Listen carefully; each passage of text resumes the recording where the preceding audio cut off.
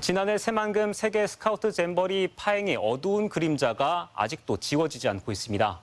내년에 열릴 예정이던 아시아 태평양 잼버리를 우리나라 연맹이 포기한 것으로 밝혀진 건데요.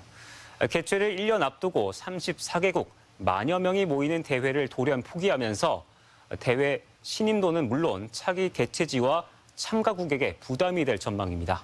박혜진 기자가 취재했습니다.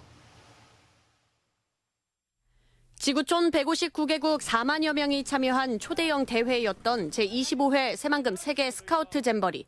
지난해 8월 파행으로 막을 내렸습니다. 그러나 한국에게는 또 한 번의 기회가 남아 있었습니다. 이미 6년 전에 2025년 아시아 태평양 잼버리 대회를 유치해 내년 7월이면 34개국 1만여 명의 청소년이 한국을 다시 찾을 예정이었습니다. 새만금 세계 잼버리 부지에서 아태 잼버리를 개최하겠다던 전북이 계획을 포기하면서 전북 대신 경기와 강원, 충남이 치열한 유치 경쟁을 벌여왔습니다. 국내 인지도는 어느 정도 좀 있는데 이제 국외 쪽으로 좀 넓혀보려고 추진을 해보려고 한 거거든요.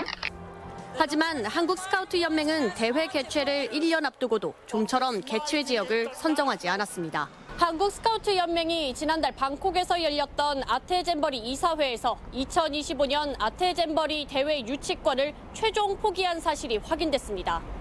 중단하기로 한 거는 맞습니다. 평가와 개선점 아직 다 정리가 안 된 상태에서 똑같은 실수를 또 할 수도 있지 않을까. 한국에서는 이미 해당 대회를 5번이나 성공적으로 치러낸 바 있지만 지난해 새만금 세계 잼버리의 파행을 의식하지 않을 수 없었던 겁니다. 석 달 전만 해도 개최지를 공모했던 연맹의 갑작스러운 결정에 지역들은 기회를 잃었다며 아쉬움을 감추지 못합니다. 잼버리는 개최할 수 있을 거라고 저희들은 판단하고 준비를 했는데 한국 스카우트 연맹 자체에서 유치를 포기했으니까 저희도 어쩔 수 없죠.